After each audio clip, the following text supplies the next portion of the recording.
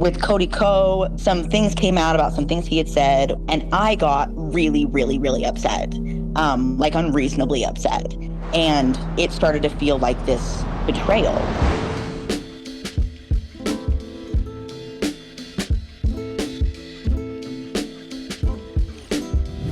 Welcome back to Other People's Lives. I'm Joe Santagato. I'm Greg Dybec. For anyone out there that would like to be a guest on our show, don't hesitate to reach out to us. Our email is oplpodcast@gmail.com. Today, we're speaking to a guest that reached out, and the subject line of the email read, "I'm addicted to parasocial relationships." Quick definition, if you don't know what a parasocial relationship is, it is a one-sided psychological relationship between a person and a media figure or, internet personality, television star.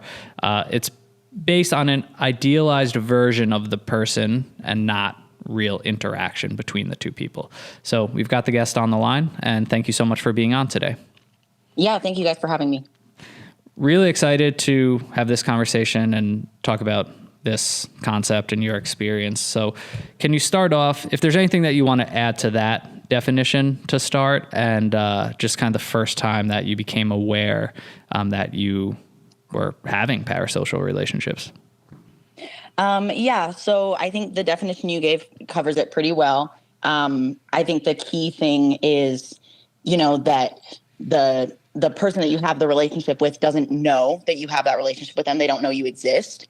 And I think it's also important to note that it's not a form of psychosis. It's not a delusion where you think that you actually know the person. It's actually a lot more common and simple than that. It has more to do with thinking that you know a celebrity better than their other fans, or like thinking that, oh yeah, everybody else knows this person, but I know more about their content. I know them better and feel closer to them. And then you said like the first time that I like sort of became aware of it, right? So I didn't really start to realize that it was a problem until later in my life, probably around the time I was 19 or 20. But the first time I ever had a parasocial relationship, in hindsight, I was 12 years old. And it was around the time that One Direction was really popular. And I didn't have very many friends. I'm neurodivergent, and I was just a really awkward kid. So I didn't know very many people in real life that I was friends with. So what happened is I discovered this band, and sort of over time, it went from I like their music to, oh, these boys are cute, to I want to learn everything about them. And I'm trying to Google, I'm 12 years old on the internet, Googling, where is One Direction in the world right now? How can I find them? And like, not to show up where they were, just to like know. And anytime they were dating somebody else, like Harry Styles dated Taylor Swift, I hated her and wanted her dead because I wanted to be her. So that was kind of the first time that I experienced that. When you say you wanted her dead, what do you mean? I mean, not, just 12-year-old rage of like, oh my God, I hate. Yeah. I definitely would never, like, that's another thing for me. Some people are obviously like stalkers. Like, I actually remember, Joe, you telling a story of somebody showing up at your dad's house one time. Like, I know that happens. That's not me personally. But yeah, it is that feeling of like, like she doesn't deserve him, basically. Okay. And so, I mean, I think that happens a lot, with like pop stars, but when did it start to feel like, I guess, an addiction? Well, the times that I have had the most intense parasocial relationships were times in my life when I was going through a lot, in my real life, in my social life, or with my family, whatever, really, really traumatizing things. And so what would happen is I would totally throw myself into these parasocial relationships. So there's a term, maladaptive daydreaming, which is basically you are so lost in your own head and your own fantasy world that you're neglecting your reality. So once I got a little bit older, and like I said, I'm going through these kind of traumatizing events, I just realized that something that was giving me a constant dopamine hit was like, throwing myself into these parasocial relationships. The one that was really bad was with the YouTuber Cody Co. I A actually, friend of the studio. I hope to God he doesn't listen to this. That's so embarrassing. But I actually got so obsessed with him and getting to know everything about him and just throwing myself into his life, basically, that I ended up getting a tattoo that says the name of one of his TMG songs. Like, I was that obsessed with him. Oh, okay. Okay, but in the instance of Cody, what information were you trying to get about him? Yeah, and what's a level of research? Just, I guess, like the depths that you go to when you've, I guess, identified someone and this really intense parasocial relationship starts to form. So for me, I'm not necessarily trying to find things like their phone number, like their social security number, anything like that. The information that I'm trying to find is anything that would make me feel like I'm their friend. So, for example, finding out about their dating history that's maybe not super public, finding out about, with Cody, for example, he was a diver at Duke, the college that he went to. And that's not like hidden information by any means. But, it's that type of thing, like learning about his past. I know everything about where he met Noelle Miller and how they got started and their entire background. Like, basically, I will go for hours just deep, deep, deep into anything that will make me feel like I'm their friend. There was a more recent one, and I don't want to necessarily name his name, but he's not quite as famous as Cody, and his personal life is a lot more private. So I spent a lot of time, like days at a time with like very little, breaks to go to work and everything. But like in my free time, this is all I was doing, was deep diving into his ex-girlfriend's Instagram, his ex-girlfriend that it's not even like on his page anywhere that she's his ex, and his friends' partners, and trying to find pictures of them together, trying to find like how long they were together, like deep, deep, deep dive into stuff that probably nobody else who's a fan knows anything about. And as you're acquiring all this information, what are you feeling? Like, what is this giving you? Just a sense of fulfillment? Like, can you kind of describe just what's going on in your head as you're successfully finding out all this information?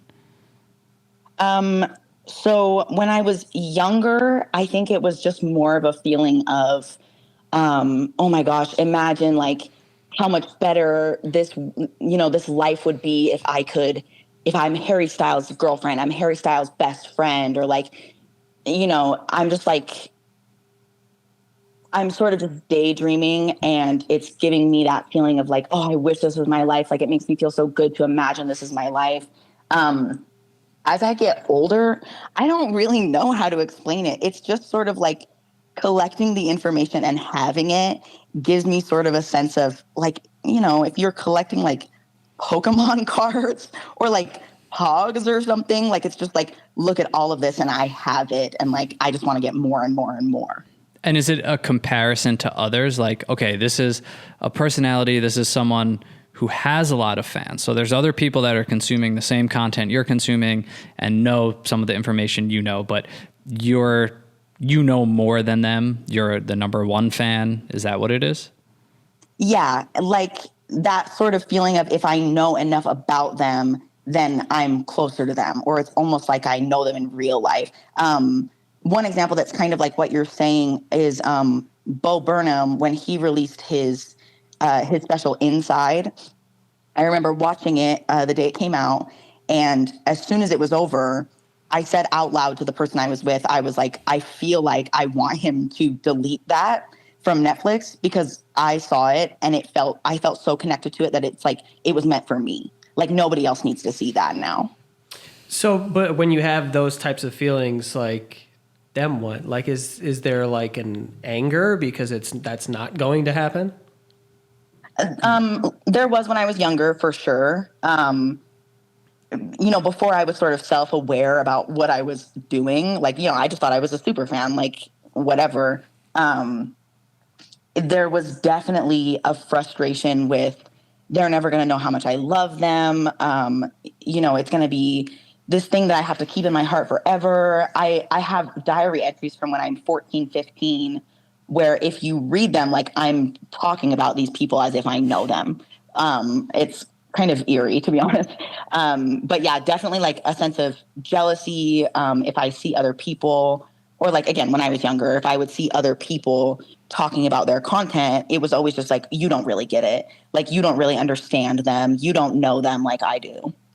And do you like try to prove that to other people, or do you just keep the information for yourself? Well, I was on Twitter from like when I was 12 until Elon Musk bought it, basically. So, I was really immersed when I was younger in that sort of stan Twitter culture.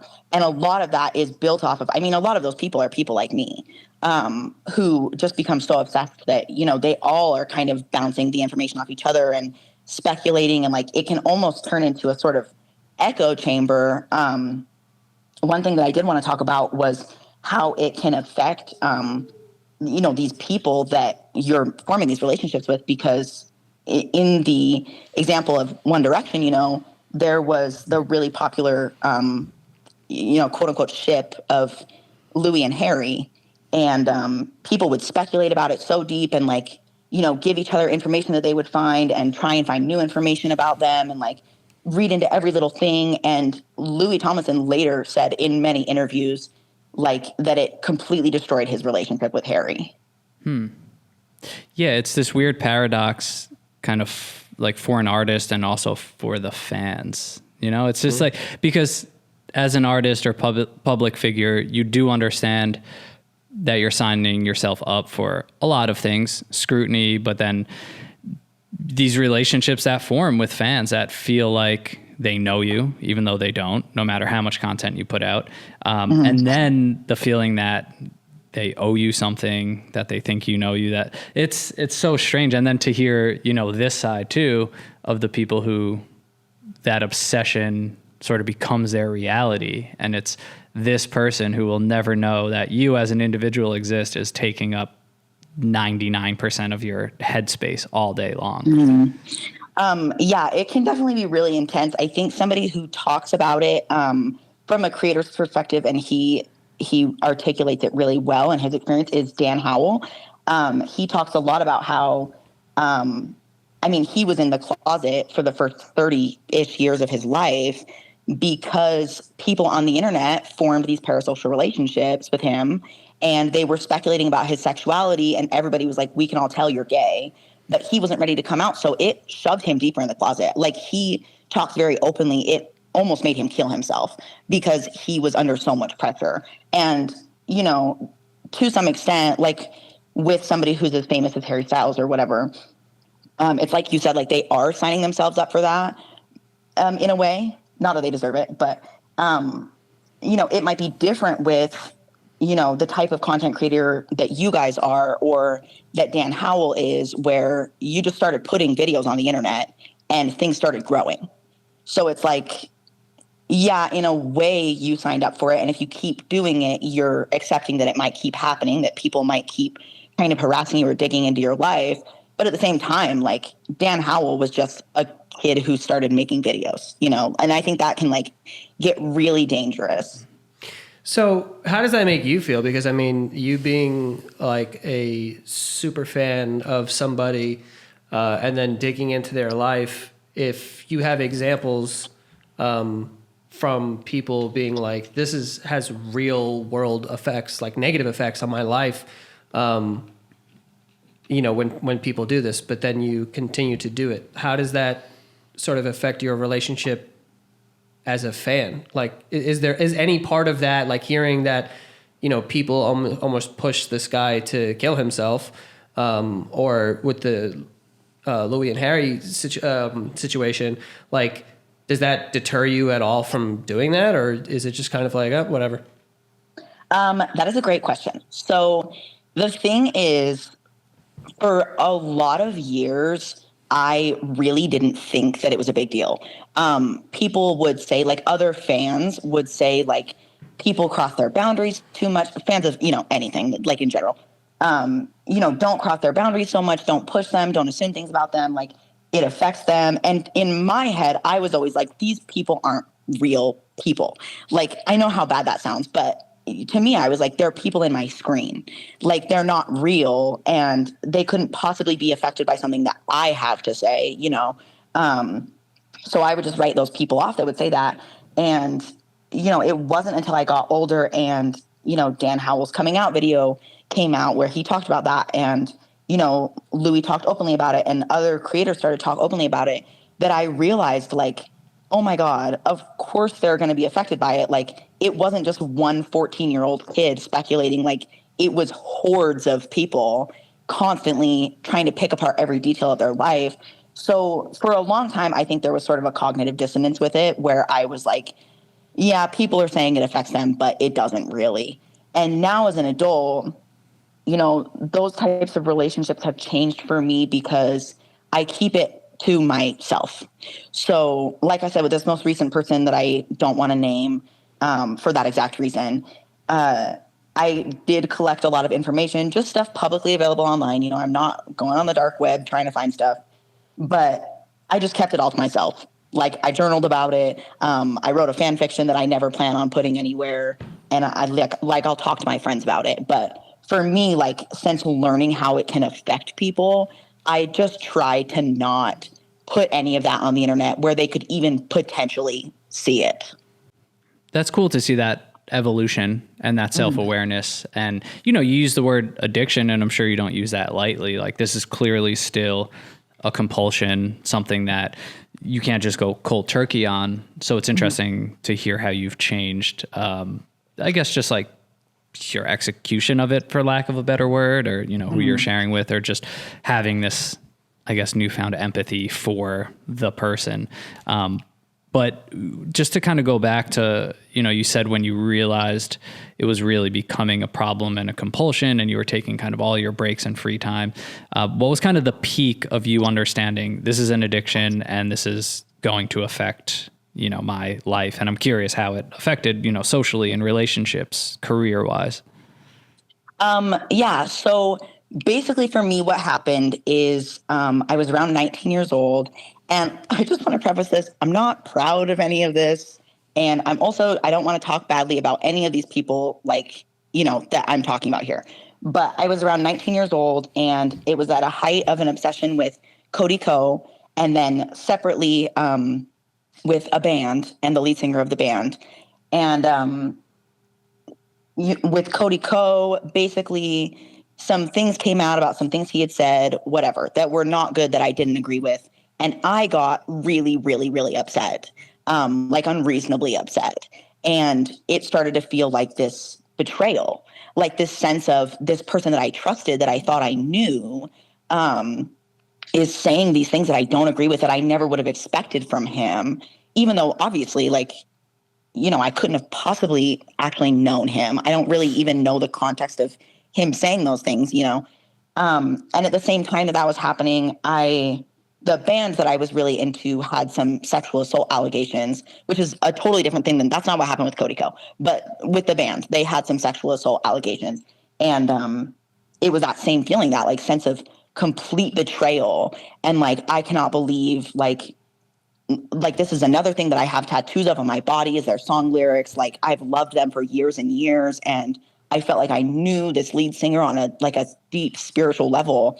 And you probably think because they're your idol that they can do no wrong. So that's probably a very harsh lesson, that they're human too. Yeah, exactly. And like, it just felt like such a deep, deep betrayal.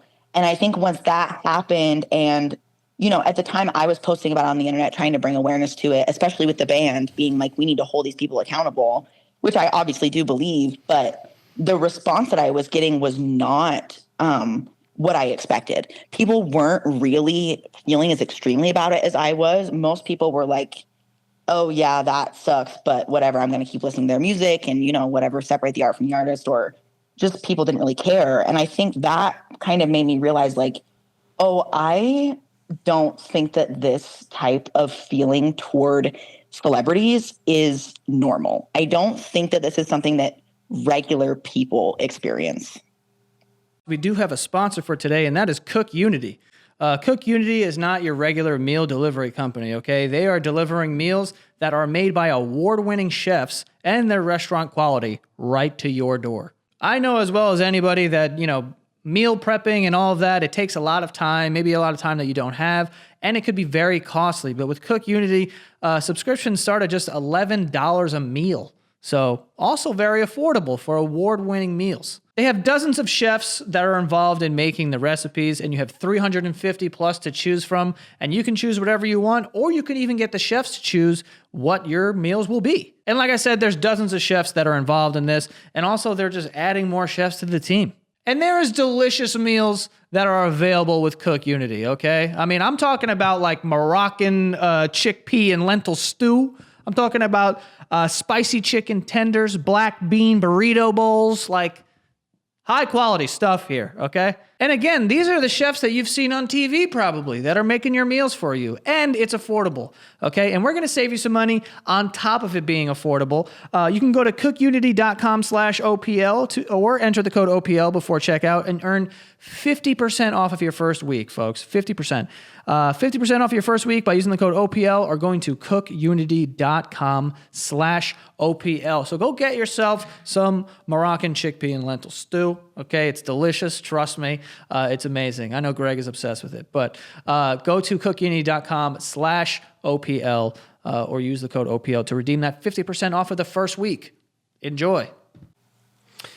Maybe. I mean, I do think a lot of people kind of like share that sort of similar thing too. And I mean, I think that anyone could fall victim to that when you're younger, especially, Seems like a lot of us live close to that edge, regardless, like whatever your interests are. Yeah, like idolizing someone and then being completely let down. And then, I mean, I think in that moment you have the realization of like, I don't even know who the hell that is. Like, obviously, I don't know who that is. It's just, I've seen things that they're in or whatever, but that's kind of it. Like, I don't actually know that person. Whereas an actual relationship in your life, if someone were to betray you or say something that was very offensive, that would warrant a very like deep hurt, because these are people you actually know and who like know you back and everything. So yeah, I mean, when did you come to that sort of realization? Or like, I guess like that was, you're describing the difference between being younger and having this, and then now it seems like you do less like idolizing of these people. Yeah.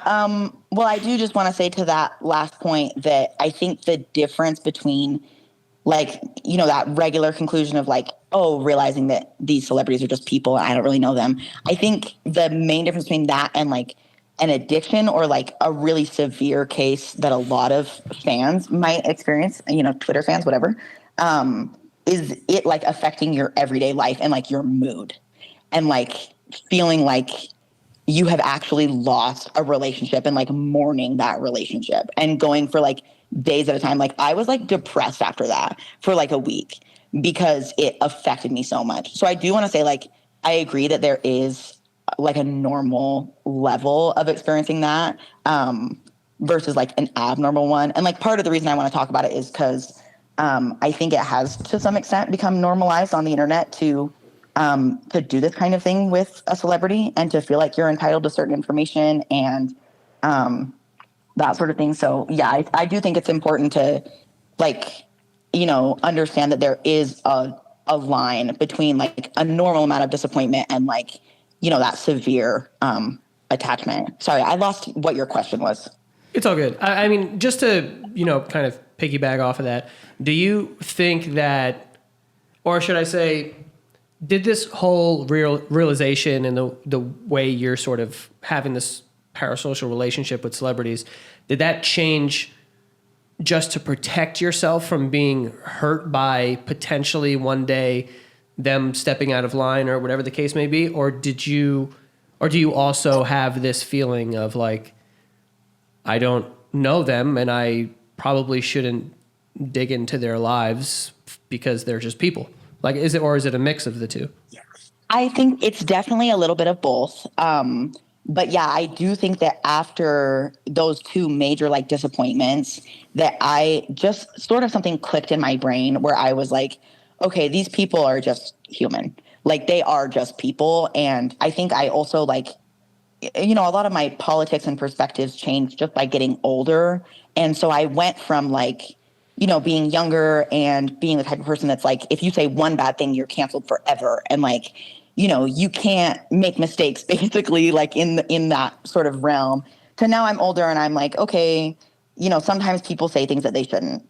Sometimes they do things that make them look bad. And that happens and it sucks. And there's like, there's a lot of media that I consume from people more casually, where, I might be listening to a podcast episode and they make a point that I don't really love or something to that effect. And I'm just like, yeah, well, whatever. Like, we don't have to agree on every single thing, basically. Yeah. So, yeah, I think that just kind of like clicked in my brain, and that's sort of where that change happened. That's good that happened. I mean, this is a term I've been reading about and hearing more and more. I think more people are kind of talking about it because maybe more people have had that sort of click or realize that they spent so much time of their life or in their 20s, specifically like having these, I guess we're talking about the extreme level of a parasocial relationship. Because I think, like to Joe's point, we all experience that in a sense, even as sports fans or anything, where it's like, oh, he's a great guy. He's a great, like, you don't know anything about this person or their past. You're just kind of assuming that based on whatever their performance or, whatever it is. But to hear like how some people have essentially made a person their purpose and identity. And I guess what you're saying is the pain you feel or the closeness you feel, it's essentially in the same realm as like a loved one, like a family or a friend. Mm-hmm. But this is just a person that you have never met and probably will never meet. And I guess for you to kind of have that click and be able to move out of it, to a degree, but a lot of people, this is kind of the baseline where like now someone is stalking a celebrity or they think they need to be the one who, oh, this celebrity stepped out of line. Like I'm going to show up and whatever, like throw paint on them or make this statement. They feel like this obligation to right some wrong. And that's obviously where it gets really scary. Yeah, I totally agree. I think, the people who, because obviously, like, I wasn't the only one that was like doing all this stuff. Specifically with like One Direction is the biggest one that I can think of that comes to mind that had the biggest fan base. There were a lot of other kids younger than me to older than me that were experiencing that same thing at that same time. And I think that now that we're all getting older and like having that sort of retroactive perspective on things, I think you will find more people talking about it. And, in that realm as well, I think where it kind of comes from is my parents, at least. My parents are 42. And so they're like Gen X / millennial. And they didn't grow up with the internet. They didn't have Twitter and Instagram the way that we do now, obviously. So they weren't teaching us internet safety because they didn't know how. But beyond that, I mean, they weren't teaching us boundaries.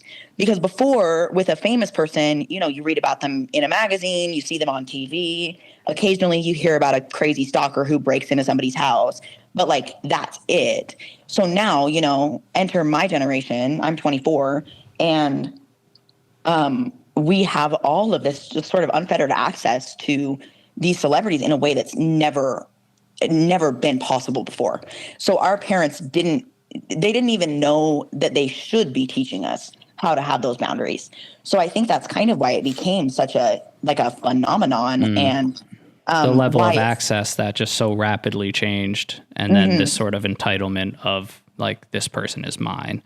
And I'm curious, like, while you're on, before we wrap up, and like, you don't have to answer this if you're not comfortable, Joe, but like, I'm just curious, like you've been on the internet for 10 plus years, this show, other shows, YouTube, like, there's people out there and you've probably ran into it of like, you're just putting out your art, your comedy, like this thing that makes you feel good that you want other people to make feel good. But do you consciously ever think about like the people that you know are out there that are think they truly know you or are forming this fake relationship with you as a person that is so beyond like what you would even want someone to feel about you or consume, like making you their like identity, their purpose. You're like gatekeeping you, like there's people out there like whose life is you because they've been following you for so long. I mean, I try not to think about that because I mean, all of that stuff makes me uncomfortable, to be honest, because I can't relate to that. You know, like I don't feel that way about people. So it's just like scary. I don't know. It's kind of like, and this is why when I first started making videos and stuff, and then it got to the point where sometimes I would go out and people would notice me, like in the very beginning, I didn't want to go outside because, you know, it kind of feels like people are staring at you, but usually when people are staring at you and you have a regular life, it's like, that's threatening when people are staring at you. And I don't know why they're looking at me. I don't know, you know, whatever. And it, you know, all of this information kind of feels like that. It's like, you think that you're just living your life because I'm just putting stuff out on the internet, trying to make people laugh. But then people are looking at you and like looking at you when you're not on stage, quote unquote. And that's like uncomfortable to think about. So I just try not to think about it, to be honest. Yeah, it is weird. And like, yeah, I don't think there's a way to navigate. It's just interesting having like a creator side here that, you know, does have a huge fan base. And then speaking to someone like you who has like admittedly had these relationships and taken obsessions far. I think that like it's, you know, a lot of people are like, you, this is what you sign up for or whatever. And it's like, I don't know. I don't necessarily agree with that statement. Like I get why people say that. I definitely think that, you know, people who feel like others pry into their lives have every right to be uncomfortable and to be like, and maybe even to complain about that to some extent. But I don't know. I just, I try to stay out of it, to be honest. I mean, I do think it's important to note too, like Greg said, like, you know, you've been on the internet for 10 plus years. 10 years ago, like people weren't going on the internet to make money. Like you weren't uploading YouTube videos. And even like further back than that, you're not uploading YouTube videos to make money. Like Smosh talks about, when they started uploading, you actually had to pay money to upload videos online. So like, I do think that the argument of people sign up for it, I think that falls apart when it comes to like someone like you or, you know, like an influencer in general who started early on. Yeah. Yeah, maybe. I mean, I just, for me, it's like, I just like personally, like I don't have a career. Like I'm like an actor or something like that. That's like super famous or a pop star or anything like that. But it makes me uncomfortable to think that people are staring at me, which is what that feels like. You know, if they're like looking in parts of your life that you don't necessarily like know that they're looking at, like that's uncomfortable. It feels like someone's looking in your window, dissecting, looking for clues. Like, yeah, that is a good metaphor for it. Like it's different if like you're a pop star and people and like you're doing interviews and people are like misunderstanding what's happening or something. But then to feel like people are like peering through your window and stuff, and even further than that, being you know someone like Harry Styles or whatever in One Direction, and being like on a vacation, and all of a sudden a picture comes out from like a mile away, and it's like that I would just like crawl in a hole. Like I would definitely not be able to handle that at all. So just the idea that someone is looking into parts of my life that I don't even know they can see is very concerned. Like I can't think about that because I'll just you know disappear. But like you know. Yeah, you know, Joe, I promise not to stare in your windows then if it makes you so uncomfortable. Well, I appreciate it. Thank you. Yeah. And it's also like no matter how much, you know, like no matter how much info you find or collect, like it doesn't matter because you're still not going to know who this person is truly. And it's like there's always going to be that gap. I think that's okay though, because you know, I think, you know, being curious is fine.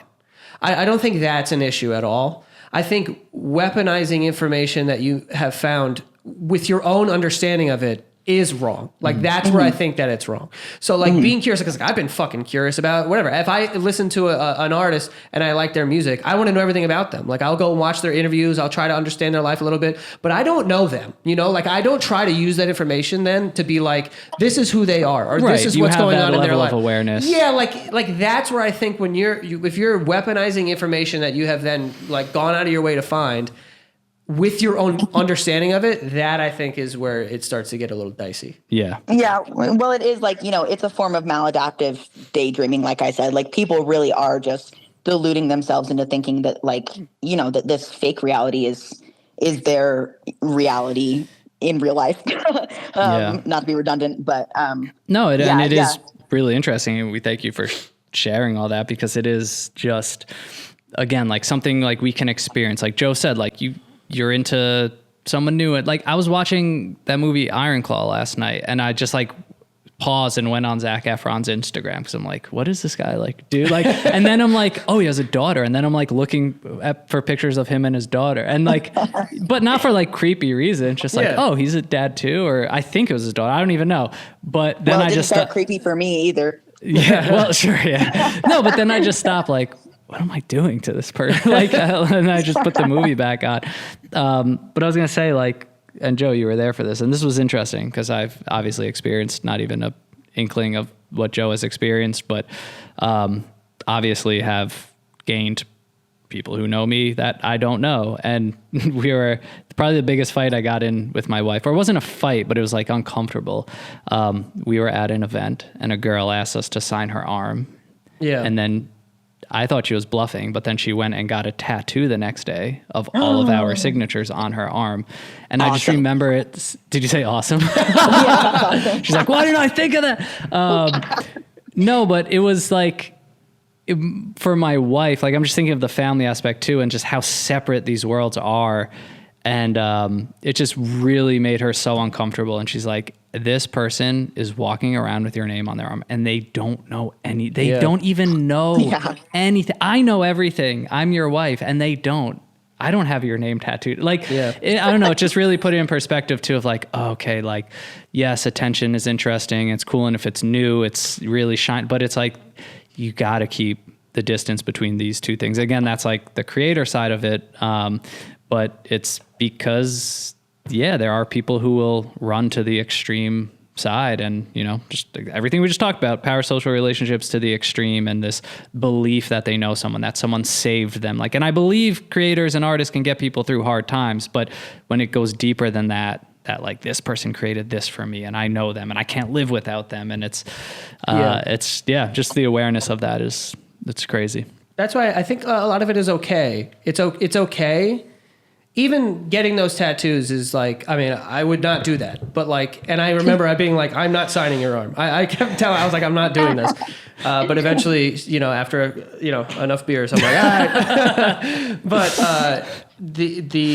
that's okay, as long as there is the self-awareness of like, this isn't because I've made you something else in my life, and now you are that thing for me. I know that that's not who you are, but that's fine. Mm-hmm. And I'm okay with that. You know what I mean? So like, you can have an attachment to an artist or a song even, and I have a tattoo of a movie on my arm. You know, technically that's Jim Carrey on my arm. You know what I mean? So it's like, it's not that I have an attachment to the movie and I think it's real. I think of it, like, it just means something to me. Sure. So like, it's all this is fine as long as there's like a self-awareness and understanding of like, it's not real. It's what I've made it. I've created a meaning from this thing, but it doesn't mean that it's like what's happening in anyone else's reality, you know, which I think is like important. And again, that's why I think that like everything is fine. It's crazy. It's good to be a fan, and like, you know, there can be a line where you cross and whatever, but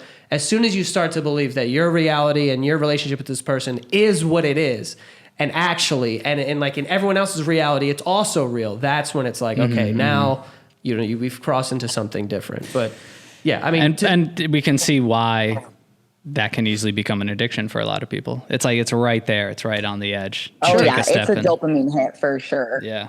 But with all that said, I know we're kind of criticizing all this and talking about what's right and wrong. So thank you for, you know, being someone who has been on the side of the spectrum that we're saying, is too far, and admitting that and talking about it. And obviously it's good that you're in this position to be able to talk about this now. Also, one thing I wanted to say that I think is really cool is that you said that you have reached this point where holding these people that you idolize into a certain standard is only going to result in a giant letdown, people, and especially because that's just not how the way the world is. Like, people don't have the exact opinions on every single thing, and that's fine. I have fucking relatives that I'm like, this person's a fucking idiot when it comes to certain things, but like they're my relative, and like for the most part, I know they're a good person, but like they say some things that I'm like, okay, I don't necessarily agree with that or whatever. Or you have some people that you just definitely disagree with for certain things or whatever, but you know who they are, you know their heart or whatever. Like, I feel like we're living through a time where everyone is like, it's all or nothing. And it's like, it just makes everyone, it's scary to me. Yeah. And not even to the point, now we're probably just going on a rant here, but not even to the point I like it. Keep going. Not even to the point of like, say the thing that I agree with, like you said or you didn't say. It's like now even no, inject your political opinions or this into your art, into your comment, into your this, and it's like this pressure of this person has to. And this is probably not necessarily people with parasocial relationships, but it's just people who idolize anyone, and it's like you have to speak up, you have to talk about what I stand for specifically. You have to mix this with the work that you put out. It doesn't matter like if you're a good person behind the scenes or what you believe in, like it has to be said. And it's dicey on the internet. Yeah. Well, I will say, I mean, the political side of things is obviously that's a whole other hour-long conversation, but I do just want to say the irony is not lost on me that I'm talking to, Joe Santagato, who I've been a fan of forever on, about this topic in particular. And I do agree that they're, keeping some distance between yourself and that person, whether it be politically or like whatever. Like, I can guarantee you that now that I'm an adult and I've learned some things, like I'm never going to involve the person on the other half of that relationship or try to involve them to any extent. Like that has to do with like me and my own personal life. Yeah. But again, we appreciate you so much coming on and talking to us. I think that it's probably a conversation that a lot of people can relate to. And probably even like, Greg is saying, he watches a movie, pauses it. He's like, now he's looking at Zac Efron's daughter. Like, what the fuck are you? How's it just happens, like, dude? No, and I think about this too. Like, I've been there. I've been doing that. We're UFC fans. Like when there's a fight week, you are like, talk about escapism, like every like episode, like we all like throw ourselves into entertainment, I guess, as a whole, and the people who make that machine run or are the faces of it. And like a lot of it is just, an escape, or I don't have to think about my job or this, but it's just interesting, again, like Joe was saying, how quickly it can become strange or too much. And I think that this is something that a lot of people are dealing with, or they're close to that edge, or they're over that edge, or they don't realize they're just realizing how much they're idolizing someone, or how much someone that they don't know is just consuming their life, like their one life and the time that they have to live. And they're just making it, all about this and making it personal. Yeah, totally. But yeah, it is really interesting. Also, a lot of people are just bags of shit. So like, it's terrifying to idolize anybody, because I've met so many people that I'm like, okay, like, see ya. Never meet your idols. Yeah, exactly. Like just bags of shit. So like, well, yeah, you just create an imaginary version of them in your head, and then you never have to meet them. Yeah, it's like, what, that's better than just like actually meeting you and finding out you're an asshole. But, well, I don't know. Meeting you guys has been great, so maybe not. Yeah, well, you never know. We're awesome.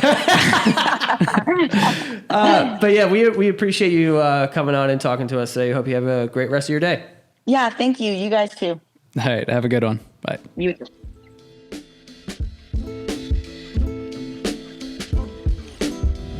I don't even know how to end that. Because I feel like we already did it. Yeah, we already talked about all of it. I think we can end it there. No, it's interesting. I'm interested to see comments here. I think, like I said to her, this is weirdly in different places, like a topic from article. Like there's just so much more awareness to the accessibility that we have to celebrities, and like talk about influencers and YouTube and creators and people who, like yourself, weirdly, it's just like, I'm not even going to play this Hollywood role. Like, I'm you. I'm just like you. Like, that can create so many issues with people too, where it's like even more relatable, even more accessible. It's like, oh, like, this is me. Like, he does get me more than anyone. And again, they don't know you, your value. Like, I think you do a good job of letting people know you're a good person, but no one's going to know you through a screen no matter what. Yeah. I mean, I do think that some influencers lean into that and they want to, I guess, create those kind of relationships. But again, it makes me personally very uncomfortable. And there may have been a time in my career, like a while ago, where I wanted I wanted that. I wanted people to know everything that I was doing and, feel like they can talk to me and this and that. But like, as I've gotten older, I just want my life, and I don't want people to judge everything that I'm doing, because I'm doing the best that I fucking can. And I'm not going to live up to any standard that you've created if you have, over the course of 10 years or whatever. Like, I'm never going to do that. So if you're looking for something negative, you probably will find it. You will be angry. And that's going to make me upset that I don't want to upset people. I don't want to make anyone angry. I don't want to, and I'm, it's just like anything else. I mean, anybody else in your life. I mean, I've had this conversation recently with people, but like, not a celebrity, but like your parents. At a certain point, you reach an age where you're like, my parents are just people. Like, they're not superheroes. Like, you're not 11 anymore, where your parents are just like these great people who know everything. They can fix everything. Like, eventually you get to an age where maybe you make more money than them. Maybe you feel like, I'm smarter than them. I'm more informed than them. And then what are they? Because your entire life you've treated them as a superhero. And then they're your parents. And then one day you feel like you surpass them. And then it's like, well, now, like, they're still my parents, and I love them for being my parents, but they don't need to be that thing that they were when I was 11, And it's sort of the same thing. Like, the people that you're fans of, for whatever reason, they don't need to be anything other than entertaining to you. You don't need to make them that thing. And like, even if you want to know information, like Greg was saying, like, and I do the same shit. When I like an artist or an actor or whatever, like, I want to know things about them. I want to know like other things that they've been in or whatever. I don't necessarily take, interest in their personal life that much, but, just interested in what else they've done and like their journey. How did they get here? Like, I'm interested in that stuff too. But like I was saying earlier, like weaponizing that information and then using it in a selfish way for gain is like wrong to me. And yeah, I mean, for me personally, no, you're never going to know me, dude. Like, you're never going to know me. It's not going to happen. And I appreciate that when people are fans, and I like more like that part you probably won't even understand, especially if you think that you know me. Like, you don't get like why. It sounds harsh, but it's actually like, that's very thoughtful to people that you say that. You know what I mean? Yeah, and it's like, of course you won't. Because you're not trying to fool anyone that you... Yeah, and even if we've met a couple times and we've had like conversations and stuff, like still, like even people that I have known personally don't know me. You know what I mean? Like, I've known people that were my best friends when I was in high school that I haven't talked to, so they don't know me anymore. Like, they know a version of me, but you don't. There's like 20 people who know me. You know what I mean? There's like 20, maybe. Because those are the people that have been like, who have known me for a certain amount of years, and we've like talked enough. Like, there's so much to go into actually knowing a person. And like they were saying, like, holding a person to a standard that you've created, you've romanticized the relationship and all this stuff, holding them to that standard is just impossible, dude. And that's what everyone's doing constantly. And everyone has to live to this standard. And it's like... I'd love to do an exercise too, where you do something as simple as like go into your Instagram and like every photo that you posted, like a vacation, a this, a success. And if you could pinpoint like what you were actually going through in that time behind the scenes, or like what feeling you were feeling, like it would be so interesting, because these people you idolize, like it's manufactured. That's the point. Yeah. Like, it would be incredible to have like Ariana Grande, I don't know why I said her name, like go through like, oh, this is like what I was actually going through. Like, you know, oh, I was the most depressed I've ever been. I was going through a breakup. Right. It's like, but that's not going to get shown to you. So you can't know that person. Yeah, dude. And you talk about people in like mental health and stuff, like smiling through the pain and whatever. Like, you don't think that's happening? Like, probably most pictures on the internet. Like, a lot of people just are filling a void whenever they're posting. Like, you're not posting because you're having the greatest time ever. Yeah. You're posting because you have a void. You need more from this information. That's why everyone pulls out their phones. You need to convince yourself you're having the greatest time ever. Yeah. You're probably not. We make fun of some of our friends in our group chat that like every time they hang out together, they're just in the group chat going crazy. I'm like, you guys don't have fun together. Like, clearly, you know what I mean? Because you're talking to us. Yeah, like, during the thing, like, if you were really having fun, I wouldn't even be knowing about this. You know? Like, you can't convince me that you're having the time of your life, but you're filming the entire thing. You can't convince me of that. You have a void and you're trying to fill it. You are having such a good time, or maybe you're so far gone that you're having a good time, but that's not ever going to be good enough, so you need people to know that you're having a good time too. So you're going to film it. But no matter what, there's a void. There's a gaping hole there.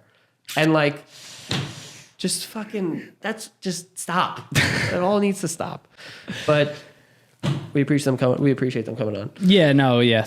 We thank him for coming on. That's just interesting conversation. I love the topics that can stem to, you know, so many other points and different points of view. So yeah. But cool. Anyway, thank you so much for listening to this episode. We appreciate it. If you want to be on our podcast, reach out to us, oplpodcast@gmail.com. Send us your story, and we will get back to you. Yeah, follow us on Instagram and TikTok at OPL Podcast. Can engage with us there. A bunch of clips, things from the show. And you could support the show at patreon.com/OPL Show. Yep, that is all. See you guys next time.